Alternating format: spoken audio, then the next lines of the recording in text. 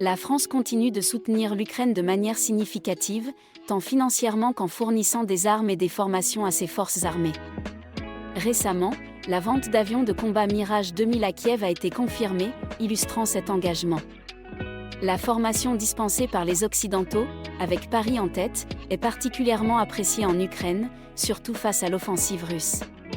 L'Ukraine a demandé à ses alliés de former davantage de soldats, et la France a répondu en intensifiant ses efforts, en collaborant avec Défense Conseil International. Cependant, l'appel d'offres pour l'externalisation de la formation a connu des retards et des irrégularités, révélant une nouvelle stratégie d'influence.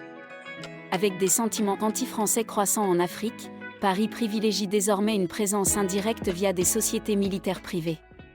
Après plus de 20 ans d'hésitation, la France semble enfin prendre des mesures concrètes pour défendre ses intérêts.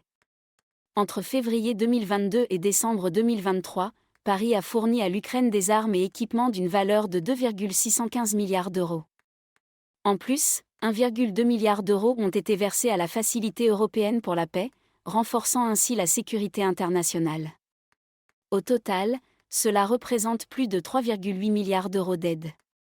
Bien que ce chiffre soit inférieur à celui de l'Allemagne ou du Royaume-Uni, le président Macron a promis d'augmenter l'aide militaire à 3 milliards d'euros en 2024. Une véritable évolution dans notre approche. Le 14 octobre, le ministre des Armées, Sébastien Lecornu, a annoncé une réduction budgétaire, maintenant notre soutien à l'Ukraine au-dessus de 2 milliards d'euros, mais en deçà de 3 milliards. Ce n'est pas qu'une question d'argent.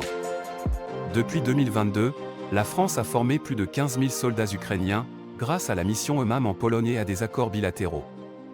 En juin, lors de la visite de Volodymyr Zelensky, Emmanuel Macron a promis d'équiper et d'entraîner une brigade entière de l'armée ukrainienne dès septembre. C'est un engagement fort qui montre notre détermination à soutenir l'Ukraine dans cette période cruciale.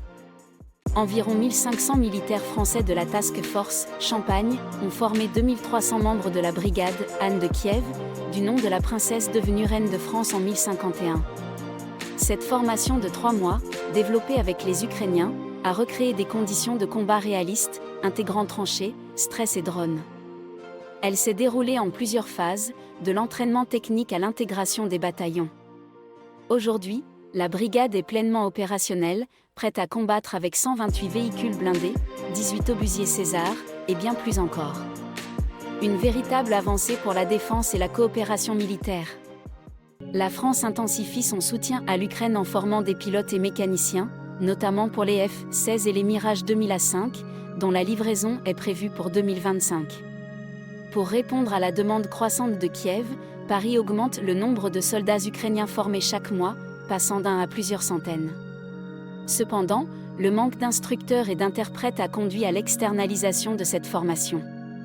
Un contrat de 24 millions d'euros a été signé avec Défense Conseil International pour former un nombre indéterminé de soldats, avec une possibilité de prolongation d'1 an. Ce partenariat vise à renforcer les capacités militaires ukrainiennes face aux défis actuels. En mars dernier, un nouvel avis a été présenté, imposant aux concurrents privés de former les forces ukrainiennes sous certaines conditions. 3 modules sont au programme. Le premier se concentre sur la mise en œuvre et la maintenance des systèmes d'armes français, comme les VAB et AMX-10 RCR. Le second module vise à former les cadres d'un état-major tactique au niveau du bataillon, en abordant des techniques d'emploi, d'organisation et de planification des opérations. Enfin, le troisième module propose un accompagnement linguistique, avec un interprète pour 10 soldats ukrainiens, garantissant une communication fluide. Ces formations sont essentielles pour renforcer les capacités des forces armées ukrainiennes sur le terrain. L'activité de formation des soldats ukrainiens aurait pu se dérouler dans n'importe quelle école des forces armées françaises, que ce soit en France ou ailleurs en Europe. Mais attention, le personnel privé ne doit jamais participer à des opérations militaires. Avec 70 interprètes demandés, cela signifie au moins 700 soldats ukrainiens à former. Cependant, le processus d'externalisation a été chaotique, un appel d'offres lancé, annulé, puis relancé avec plus de 6 mois de retard. Dans un contexte de conflit intense, ces délais sont préoccupants. Le premier avis d'appel d'offres, DAF 2023-001467, a été publié le 11 août 2023. Une situation à suivre de près. L'accord cadre pour la formation des forces armées ukrainiennes en France, d'une valeur de 39 millions d'euros, a suscité une controverse. Le nom de la société DCI, mentionné dans l'avis d'appel d'offres, a été retiré après des accusations de favoritisme. Cela a conduit à une prolongation du délai de soumission jusqu'au 26 septembre. La société TEMI a même déposé un recours, arguant que les conditions du concours enfreignaient les principes d'impartialité. Une situation complexe qui soulève des questions sur la transparence dans les marchés publics. Qui sortira vainqueur de cette bataille juridique ? L'accord cadre pour la formation militaire des forces armées ukrainiennes, d'une valeur de 39 millions d'euros, a suscité une controverse. DCI, mentionné dans l'appel d'offres, a été accusé de favoritisme, ce qui a conduit à la suppression de son nom et à la publication d'une version corrigée. Le délai a été prolongé, mais la société TEMI a décidé de contester cette procédure devant le tribunal administratif de Nancy. Il dénonce un manque d'impartialité et demande l'annulation du marché, ainsi qu'une indemnité de 5 000 euros. Une affaire qui soulève des questions cruciales sur la transparence dans les marchés publics. Défense Conseil International, ou DCI, est une entreprise française fascinante, née en 2000 de la fusion de 4 sociétés emblématiques. Son rôle ? Exporter le savoir-faire militaire français à nos partenaires à travers le monde. Imaginez, formation militaire, soutien technique, transfert de technologie, tout cela dans des domaines variés, des forces terrestres aux drones, en passant par la cybersécurité. DCI incarne l'excellence française, alliant tradition et innovation pour renforcer la sécurité internationale. C'est un véritable pont entre la France et ses alliés, où chaque mission contribue à un monde plus sûr. Avec 50 ans d'expérience, notre entreprise est un pilier dans le domaine de l'intelligence économique, avec des partenariats dans plus de 45 pays et 850 collaborateurs à travers le monde. Chaque année, nous formons 2100 personnes dans nos 23 centres en France. En 2020, notre chiffre d'affaires a atteint 230 millions d'euros. Sous la direction de Samuel Fringant, nous avons récemment connu une transformation majeure. L'État français a cédé 21,56% de ses actions, permettant au groupe Adit de devenir majoritaire avec 66% des parts. Cette évolution fait de nous un géant du soft power, avec un chiffre d'affaires projeté de 500 millions d'euros. Une nouvelle ère s'ouvre pour notre entreprise. DCI, c'est bien plus qu'un simple opérateur du ministère des Armées. Nous sommes le lien entre la France et ses entreprises du complexe militaro-industriel, ainsi qu'avec nos partenaires étrangers. Grâce à nos services sur mesure, nous renforçons les capacités des forces armées et de sécurité à l'international. Nous optimisons l'organisation des forces, définissons des doctrines claires et assurons la formation des personnels.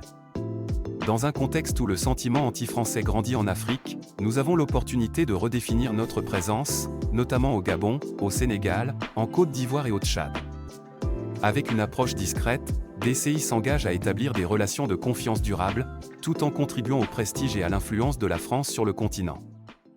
Ces dernières années, DCI a concentré ses efforts au Moyen-Orient, notamment au Qatar et en Arabie Saoudite. Mais une évolution intéressante se dessine, une réorientation vers l'Afrique. En 2018, seulement 3 pays africains représentaient 0,1% de leur activité. Aujourd'hui, ce chiffre a explosé avec 14 pays et un chiffre d'affaires de 58,7 millions d'euros. DCI forme des pilotes d'hélicoptères en Algérie, des mécaniciens au Rwanda, et même des marins en Côte d'Ivoire. En 2023, l'Afrique pourrait représenter 15% de leur chiffre d'affaires. Un tournant stratégique qui pourrait redéfinir la coopération militaire sur le continent. La Côte d'Ivoire, avec un investissement de 6,8 millions d'euros, se dote d'un instrument militaire essentiel pour stabiliser la région. En seulement 9 mois, 4 compagnies d'infanterie et un centre d'opération sont mis en place, formant 1235 hommes selon les normes de l'ONU, grâce à l'expertise de 21 anciens officiers français. Ce bataillon a ensuite été déployé au Mali dans le cadre de la mission MINUSMA. Plus récemment, en avril 2024, la société française JOS a été chargée de sécuriser le port d'Abidjan, un hub logistique clé en Afrique de l'Ouest.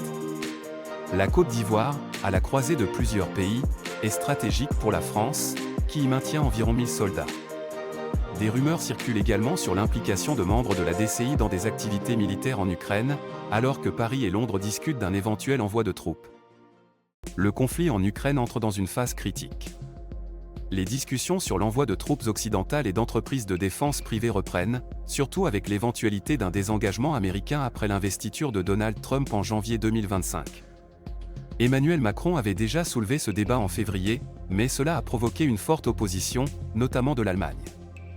Pourtant, l'idée refait surface, avec des pourparlers entre la Grande-Bretagne et la France pour renforcer la coopération de défense.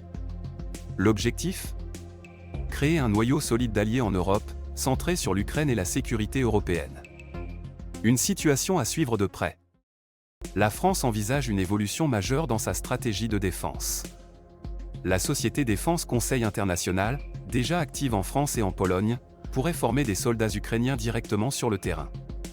Ce qui est fascinant, c'est que cette initiative marque une première pour une entreprise française à opérer sous l'égide de l'Élysée. Traditionnellement, la France a gardé des fonctions sensibles sous son contrôle exclusif, mais cette ouverture vers l'externalisation pourrait transformer notre approche de la sécurité. Tandis que les anglo-saxons ont toujours été en avance sur ce terrain, la France semble enfin prête à franchir le pas. Un tournant historique en perspective. Il est frappant de constater la disparité entre les entreprises de sécurité privées en France et celles anglo-saxonnes. Avec seulement 2 entreprises françaises contre 18 britanniques et 9 américaines dans l'ICOCA, on comprend que le secteur des EMSP en France souffre de plusieurs maux. D'abord, un cadre juridique inadapté, hérité d'une loi de 2003 qui a figé le débat sur l'externalisation des services de sécurité. Ensuite, un manque de soutien de l'État, qui semble réticent à encourager ce secteur. Enfin, la connexion avec les intermédiaires financiers est presque inexistante. Ces obstacles, couplés au corporatisme des ministères de la Défense et de l'Intérieur, freinent le développement des entreprises françaises. Une situation qui mérite réflexion. La privatisation récente de Défense Conseil International soulève des questions cruciales sur le rôle des entreprises militaires et de sécurité privées en France. Depuis plus de 20 ans, notre pays hésite à créer un écosystème solide pour rivaliser avec des acteurs étrangers, comme le groupe Wagner ou la Turquie. Ces entreprises ne sont pas seulement des prestataires, elles sont devenues des acteurs clés dans la défense de nos intérêts. En allégeant la charge des institutions, elles participent aussi à la reconversion des anciens militaires. La France doit agir rapidement pour ne pas perdre son influence face à des concurrents de plus en plus agressifs. Face à l'absence de soutien de l'État, de nombreuses entités françaises ont dû se débrouiller seules, cherchant des alliances avec des organisations internationales comme l'UE ou des pays plus prévoyants. En revanche, les entreprises américaines de sécurité, comme Constelli, dépendent à 75 à 90% des contrats gouvernementaux. Ces sociétés, souvent contrôlées par des géants du capital risque comme Apollo Global Management, illustrent un modèle économique où l'État est un partenaire incontournable. Pendant que la France navigue en solo, les États-Unis, eux, s'appuient sur des structures bien ancrées et des financements solides. Une différence de taille qui soulève des questions sur notre avenir. Les entreprises britanniques ont prospéré grâce à un soutien solide des secteurs bancaires et assurantiels. En revanche, les entreprises françaises ont connu une croissance limitée, perdant ainsi leur influence sur le marché mondial. Pourtant, des acteurs comme TEMI et Amarante International se démarquent, ayant su sortir de cette stagnation grâce à des stratégies de croissance audacieuses. Alors que la France cherche à maintenir son influence en Afrique, elle se tourne vers des entreprises privées fiables pour renforcer sa présence. Les partenariats publics-privés deviennent essentiels, agissant comme des catalyseurs d'influence, tout en permettant une approche plus discrète et efficace pour des stratégies à long terme. La privatisation de DCI est une étape cruciale pour la France. Benoît Borda, député de Côte d'Ivoire, souligne l'urgence de créer des leaders de la défense privée face à la concurrence étrangère. Avec le soutien de la DIT, DCI peut non seulement renforcer notre présence sur la scène internationale, mais aussi explorer de nouveaux marchés en Afrique et en Europe de l'Est. Imaginez la France jouant un rôle clé dans la reconstruction de l'Ukraine ou en soutenant les investissements en Pologne et dans les pays baltes. Cette nouvelle approche, qui inclut une plus grande ouverture au SMSP, pourrait bien être la clé pour briser les dogmes qui ont freiné notre influence. C'est le moment de passer à l'action et de redéfinir notre stratégie de défense.